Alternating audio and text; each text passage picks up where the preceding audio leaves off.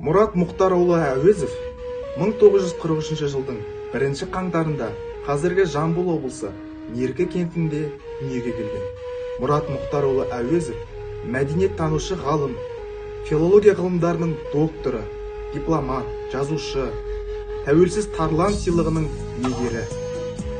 Мұрат Мұхтарұлы Әуезовтің дүние есігін ашқан қазіргі Жамбыл облысы Меркі кенті еліміздің оңтүстік шығысында орналасқан табиғаты көркем, киелі мекен. Мұрат Мұхтарұлы Әуезов Ломоносов атындағы Мәскеу мемлекеттік университетінің шығыс тілдері факультетінде Қытай филологиясы мамандығы бойынша оқуын тәмамдайды. КСРО ғылым академиясының әдебиет теориясы мамандығы бойынша өзінің кандидаттық диссертациясын қорғайды. Мұрат Әуезов Қазақфильм киностудиясында 1981-1987 жылдары бас редактор. Қазақстан Жазушылар одағының көркем аударма және әдеби өзара байланыстар жөніндегі алқасының басшысы. Қазақстандағы Мир телерадио компаниясының көркемдік жетекшісі. Қазақ КСР жоғары кеңесінің депутаты болып сайланып, кеңес президиумының мүшесі. Парламентарлық байланыстар жөніндегі комитеттің төрағасы. 2003-2006 жылдары Қазақстан Республикасы ұлттық кітапханасының директоры секілді жоғары қызметтерді атқарады.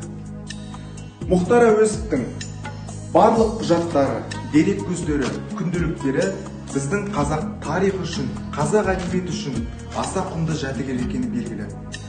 Мұхтар Әуезовтің өз ұлына жазған хатын сіздердің алдарыңызда ұсынуды жөн көрдік. Бұл аса көрнекті жазушының, кемеңгер қаламгердің өз ұлына деген махаббатынан туындаған хаттар еді. Мұратай, айналайын жақсы балам, тілі тәтті, өзі тәтті Мұратайым, сен мені сағындың ба? Мен сені көп ойлап, көп сағынам.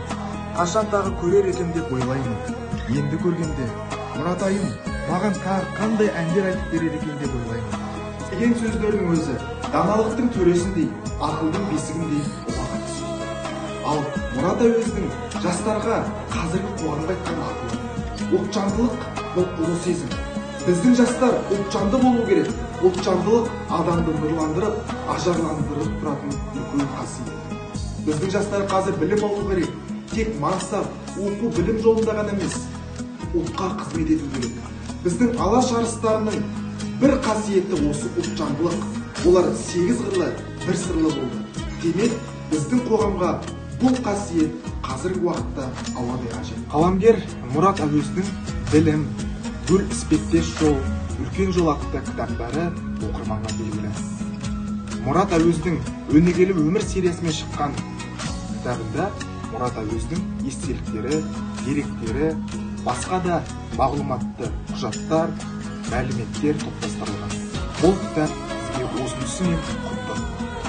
Жазушы Мұхтар Әуезовтің шығармашылығына баса назар аудару үшін және оны тану үшін бізге Мұрат Әуезовтің философиялық шығармаларымен таныс болуымыз қажет. Мұрат Әуезовтің кітаптарымен таныс болуымыз қажет. Өйткені асылдың сынығы Мұрат Әуезовтің кітаптарында біз үлкен тұлға Мұхтар Әуезовтің өмір жолына деректі мәліметтерді кездестіреміз. Сондықтан да асылдың тұяғы ретінде саналатын Мұрат Әуезовтің кітаптарын оқу өзектілігі осы жағдайда туындайды. Біз сіздерді қаламгер, мәдениеттанушы ғалым, филология ғылымдарының докторы, дипломат Мұхтар Әуезовтің ұлы Мұрат Әуезовтің шығармаларын оқуға кеңес береміз. Кітап оқиық ағайын.